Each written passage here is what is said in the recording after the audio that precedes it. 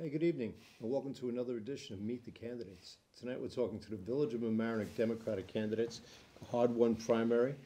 We have Rawlings, Lou Young, Leilani, Yizar-Reid. They won the primary on June 28th, and now they represent the Democratic Party, and they want to represent you as your trustees. Thank you all for coming here tonight. Yeah, pleasure to be here. Thank you for being here with us. You're welcome. Starting out on a personal note, tell me what the village means to you, what your experience, story as a village resident, and what some of your favorite things are about our community. Emmanuel, let's start with you. So I'm, Manny Rawlings. I've been a Village of Mamaroneck resident for all of my life, and one of my favorite things about being a resident here is the parks. I'm somebody who uses the parks all the time. I like to go play basketball at Columbus Park. I remember being young and going and using Harbor Island and kind of usually, going to the beach or going to play baseball, playing Little League baseball. So one of my favorite things about being a resident here is, be able to use our parks. And that kind of led me to want to join, to be on the Parks and Rec Commission and kind of make sure our parks are, upkept and, we can add new services or add different things to our parks and playgrounds in the Village of Mamaroneck. Thanks, man. And I've seen you play basketball. You got game. Thank you, thank you. Lou? Well, yeah, we lived next door in Larchmont for more than 20 years, and so I was familiar with Mamaroneck. And when we decided to downsize after the kids went off, we said, well, let's park ourselves here for a little bit until we decide what we want to do. And then we found out we just love the place. I mean, it's walkable, it's close to the train, great restaurants, terrific parks, like you mentioned. I live near Columbus Park.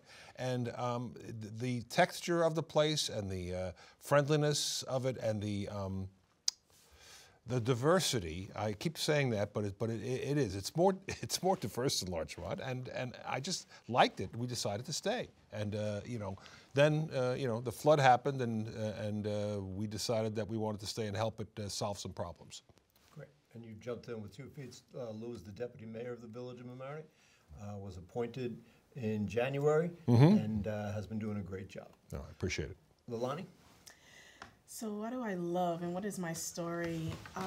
So I am 6 generations, but although we do have 7 generations now in the Village of Mamaroneck because of my 10-month-old niece. And Congratulations. For her, yeah. But Mamaroneck is my home. It's my family's home. We've been here for a while, and I've always remembered being safe, feeling home, and not really wanting to be. I've lived other places, but feeling comfortable and myself. I can walk the streets at any time of the day or night and feel safe. My dad always taught us, you can go down any street in Mamaroneck, you can go down in any business and say who you are if there was trouble or if you felt lost or something, and the people will know who you are. And to me, that's home. Yes. So I just want to be able to give, because I'm a giver. I want to give back to my home that gave so much to me. And we want to engender that feeling of well-being in generations to come, and to keep that going on. Thank you. It's clear that voters in the Village of Mamaroneck are waiting for fresh leadership in village government. What does your approach to local government bring to the table that we haven't seen before? And Lou, we'll start with you. I want to approach things not based on what used to be, but what can happen next, because I think most of our problems have been a failure to anticipate issues that were not unforeseeable. And that's not to beat anybody up for a lack of vision, but it's to bring a different way of looking at things to the table. For instance, I believe firmly with all my heart and with a great amount of fear that climate change is going to severely challenge our future. And I believe that we need to prepare this community for resilience, for hardening our infrastructure, for avoiding some problems that could otherwise manifest themselves, and to be ready to pivot when unexpected things happen. Because our most recent flood, it was 8.5 inches of rain falling in 3 hours. Well, no one could have anticipated or predicted that, but we could have been more prepared for an unexpected rush of water, and that's what I want to do. I want to start thinking about the unimaginable happening. All right. How you began it reminded me of Robert Kennedy. Some people see things and they say why, and I see things and I say why not. Yeah. That's a good way of starting it. Okay. Manny? To me, I just want to bring a fresh perspective. I feel like something that hasn't been on the board. I feel when people think of the board, they think of the same people, the same names that kind of been there for years. And I just want to bring a different voice and a different form of reason to the board to represent a part of the community that I felt has not been always represented on our village board. I'm from the Washingtonville area, and I feel that's a large and very diverse part of our community that's kind of been not forgotten, but not as well represented. So I'm really want to get on the board and give that community a voice and really go and represent them. Great. And as someone who's been around here for a long time, I understand exactly what you're talking about.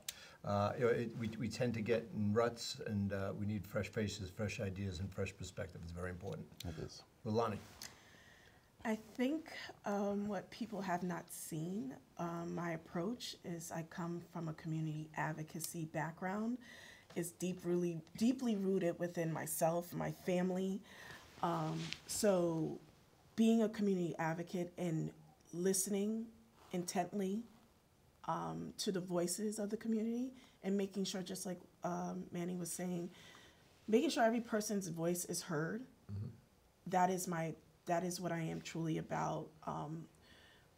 I'm grateful that we're all coming from different backgrounds, mm-hmm. and that we all come from different perspectives, because that's just what makes what we call diversity real. Yeah. You know, I'm different. My views is different from Manny. My views could be different from Lou's. My views could be different from yours. But what I can bring is being a listener, advocating, and getting the job done. And you know what, it's so important to have different views and to have, but what I like about the three of you folks is your views are honest and open, and you're willing to, discuss them, and you're willing to hear other people, mm-hmm. and, at times you're willing to alter based upon what you heard. There's so much that sometimes happens and has happened in the past few years in village government that it feels like, you don't really know why this is happening. And that's what I'm anticipating and hoping for the three of you getting elected, because there's no more subterfuge. Everything is out in the open and trying to mm-hmm. just do good. Be transparent. Yeah, be transparent and do good for the community. Exactly. On a differing note, what successes have you seen in village government in the recent times that you'd like to build upon? Where do we start with? I think you We'll start with Leilani. So I understand the community does not really want right now or feel the need, because this is something that we've discovered while walking the community and meeting the neighborhood, the need to build, or there's so much building. But if there was something I would want to do, building and evolution and change has to occur while maintaining the integrity of the place that we live in. Mm-hmm. But really truly provide true affordable housing. I agree. We have something that is good. We have places, thank God, where people can live, but a variety of spaces and housing that is affordable to all. So that is something that one of the many things that I'm passionate about. I'm glad you brought up about development and people not wanting to see a lot of development, because in my view, there's a difference between building affordable housing for our people and building housing that is profit-based. Yeah. Which is what we've seen a lot of, and what, frankly, when Mr. Rosenblum was mayor, we had a proliferation of, and so I'm glad you made that differentiation. So you, Manny. Something I wanted to build upon is a couple of things. I know definitely lowering the speed limits. As somebody who leads a summer program here in our village that's at Mamaroneck Avenue School, something that's always on my mind is making sure the streets are safe for our kids to kind of walk and go anywhere. So that's, maintaining our sidewalks, it's making sure the speed limits are, at a good speed so people aren't speeding around town, making sure, I like how I think on Fenimore, we had these kind of like curb like bump outs so people don't fly up that hill. Safety, pedestrian safety is something that's really important to me as a, community leader in the education space. Another thing is kind of our parks. I remember using the parks all the time when I was younger. And I just really want to build upon it, add more opportunities for all people in our village to be able to utilize our parks or utilize our wonderful recreation programs. So I just want to keep building upon those few items. You touched on something I want to point out. Manny is the director of Co-op Camp. He was a camper as a young man, and then he was a counselor, and now you're the director. Yeah, one of the directors. Yeah, it's a wonderful opportunity to kind of go from being a camper and enjoying those experiences that have been going and helping to lead the program to bring those same memories to the kids that I had growing up. And when you really look at the village and people who've lived here for generations or their families still live here, that for Co-op Camp, that has always been like the go-to or even like the pathway because you start off, because I started off and then you become a CIT and then you become a counselor and you can't wait to become a counselor. And then years later, you're looking at, I know that like one of the police officers, Christine Balsito, she was my camp counselor, You start to see people, then it's a pathway. So it's wonderful to kind of go around the community and see, I remember like Leilani said her example, like going to like, oh, like that person was my counselor, now I'm in that position, the same thing. And I hope the kids, when they're older, they see me around town, like, oh my gosh, that was my counselor, now I'm a counselor at the program. It's good. It really brings a sense of community and belonging to those kids. And you're giving a camp experience to folks who might not have been able even to afford the village camp. Yeah. Mm-hmm. And it also enriches and builds upon their academic skills so they don't fall back, what do they call it, the summer slip? So, yeah, the summer slide. Yeah, summer slide. Yeah. Lou? I appreciate the fiscal restraint and responsibility that's been shown by previous boards up to this point because it's left us in terrific financial shape. But I want to draw a bright line between saving for a rainy day and understanding when the rainy day has arrived. And if we don't note that this flood last year is a wake-up call and a clarifying event, then we're missing that cue. There are opportunities for us to apply our resources to fix some of these things. There's federal money that's available. There's opportunities to create alternate revenue streams. In other words, we can build solar arrays and sell that power back to Con Edison and create a revenue stream for us. The projects will have to lay out the money for, but they'll pay for themselves, and they'll create a climate resiliency, microgrids for parts of town. We can do that. It's not something that people have thought about before, but it's the kind of thinking that I want to bring to the table. In other words, we don't have to just take the property taxes and spend them, which is what has been the formula all along. We can create other avenues for doing things and create in the process a more resilient and durable community. Because we are an old suburb, and our infrastructure is showing that age. The other night I was at the 100th anniversary of the library, and I remarked upon 100 years ago, the Board of Trustees had the foresight to build a library, and we're still eating out off that. So I think part of being an elected official is realizing that the investment that you make today, you might not see the fruits of it totally because your grandchildren or your great-grandchildren might see it.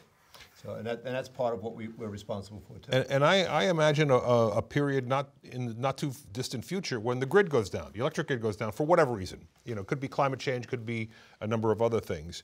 And somebody driving along Boston Post Road will notice, well, some of the neighborhoods here, the lights are on. Well, yeah, because we thought ahead. Right. All right. There you go. The central issue in this election and in Mamaroneck for the coming decades is going to be flooding, and residents worries about flooding. What needs to change in our flooding mitigation strategies, do you believe? Emmanuel, let's start with you. I think what needs to change is to think that we can only wait for the federal government to step in and have one plan, which is the Army Corps of Engineer plan. There are other things we can do that will help mitigate flooding. So one of the things that we were able to do this year after the flood is kind of dredging our rivers and upkeep and making sure our rivers are cleaned is something we have to continue to do. That was something that was in the budget, wasn't funded, and wasn't getting done. So I just think it's really important that we kind of continue to fund those things and look at other areas in our in our budget where we can allocate money to make sure our rivers are upkept, that people are prepared. Another thing is that people are prepared for a storm, to be alerted earlier. So then, if they have things in their basement that are, that are things that people hate to lose, like memories, like photos or old kids' gifts, they can move them up and give them above, where the water would potentially go. I think those are really important things that we forget about when we think of what's lost, and what we can do to help mitigate flooding is making sure our residents are informed, but also keeping up with the upkeep of keeping our rivers clean, because we can't always just wait for $1 million plan to kind of come in and save the day.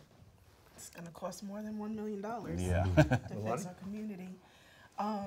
In regards to money, it's just making sure that when monies are allocated, whether it's from our federal government or our state monies, that it is accessible to all, and making sure that we're working with our local officials, other local officials, our state and county officials, to ensure that our residents are not being misled, whether it's through insurance companies or it's through FEMA.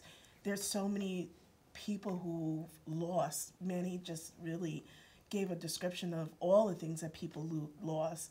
But when you continue to lose after year, your life savings starts to deplete. Mm-hmm. And we cannot just say only persons who with low income are the beneficiaries of the money that may come from the state. We got to make sure that everybody, because everybody, excuse me, has suffered. And there's so many people who cannot afford, or maybe because of their tax bracket, it looks like they can afford it, but they really can't. So it's really ensuring that all persons benefit from any aid that may be coming down. Yeah, I think that's a good point. I think the federal government looks at incomes on a national level, and making $60,000, might look really good in Ohio, but it's really hard in Westchester County to live a full life when rent is $30,000. And that creates resentments where there really shouldn't be. Yeah. I mean, to expand on what Manny and Leilani said, it's got to be. I say it's got to be everything yesterday. We have to do everything yesterday. We need to apply ourselves. I mean, when the 2007 flood happened, the history shows that they were alarmed, and the board was alarmed. The mayor at the time was alarmed. They started to work on the rivers. They got the Army Corps plan. A couple of years went by without a serious flood. They got distracted. They stopped cleaning the rivers. They had money for an excavator. They never went out and bought it. Their attention moved on because it wasn't top of mind anymore. Mm-hmm. And then it happens again later, and they were like, oh, whoa, but we had moved. We have to stay focused. This is not. It hasn't gone away. It must be dealt with. We have to do it, and we're going to do it, regardless. And we need to, to keep trying to get the funding for it, which is why we were also talking about a very strong support for the Environmental Bond Act, mm-hmm. which is on the back of the ballot. And when people vote, they should flip it over and vote yes on that. That's I think it's the only thing on the back of the ballot we're pushing. Yeah. And well, you could. There's four propositions. You vote yes on the first one. In my opinion, no on the next three. Yeah. I'll handle that another time. So that money from the state bond act will be a big relief for this community, because we're going to do some of those things anyway, and we'd rather not have to spend our own money. And I just want to point out, through primarily Lou's advocacy, the village is spending $1.36 million on dredging in the next few weeks. Mm-hmm. And I want to commend you for that, because that happened because you were zealously pushing for it. Yeah, and there are people who continue to resist it. You know, and I don't know why, but Wasn't their idea. Wasn't their idea. And, well, you know, it comes with a cost, an annual cost. You have to do it. You have to continue to do it. Yep. And some people would rather just let it sit there and wait for it to rain. And I don't think that's an option. Right? Okay. Pedestrian safety has always been an issue in this community, in every community, and it's a critical issue to the village residents. How can we make our streets safer, more walkable, and bikeable community? Let's start with Leilani. It's interesting. There's so many sidewalks that are uneven, whether because it's a tree next to it and the roots have decided to branch out as it should. But some of those sidewalks may be the ownership of the homeowner, or maybe the ownership of the village. But it's really, and this is just my perspective, I know that the other two answer how they need to answer it, but it's really working with the homeowners to figure out what is the best strategy of how, and cost effectively work how to fix our sidewalks, because kids play on bikes, trip on it, or even our seniors. Our seniors could be walking down the streets. Some of our sidewalks are not wide enough for even a person who has a wheelchair or a walker. We need to possibly think about widening, but being very transparent with our not just the homeowners or building owners, because people have there are apartments, to ensure that our sidewalks are walkable. I think the board needs to set some goals, say that it is the policy of this village that we want sidewalks and bike paths throughout the entire length and breadth of the village. Now, it's not waving a wand and making it happen. It means that when all these little actions happen, when all these little developments and every time some project happens, well, that's part of it, because the board has established that as a priority. Same thing with renewable energy. Same thing with flood resiliency. Those are priorities that the board can set, and then all our other boards and all our other departments, you know, will respond to that and make that happen. You know, for instance, yeah, you know, if you're going to make some changes at the street line and there's no sidewalk there, you're going to put a sidewalk in. There you go. Manny? I just think I agree with what both of you guys are saying here. I just think America should be more bike accessible. I think right now, you know, a lot of people would ride their bikes if there was somewhere safe to lock them up, or if maybe there was a bike path. And I just think that all comes with promoting, you know, making America more bike accessible, but also promoting our residents that, hey, instead of driving your car to the train station every morning, you know, maybe you bike, or, you know, maybe you bike to the harbor instead of driving down. If you know, we just need to promote other forms of transportation. It can't just only be people driving where in the village. I think it's a lot safer if we have more people biking around our village. I know a lot of residents love to ride their bikes, and I think it'd be better if we, you know, could make it, have some bike lanes or bike paths. And if I could jump with the dog park we're talking about. I mean, one of the priorities that people should be able to walk to the dog park, you know, and not have to drive to it. There you go. Well, then I was going to joke and say, well, let's also talk to the bike companies and maybe lower the prices on the bikes. I don't know if we have that kind of sway. But we'll find you an affordable bike. We're running low on time. In 30 seconds, tell our voters and our residents why they should vote for this ticket. And Lou, let's start with you. You should vote for this ticket because you need new faces and a new approach for a new age we're living in. This is an age of climate change. We're a coastal community.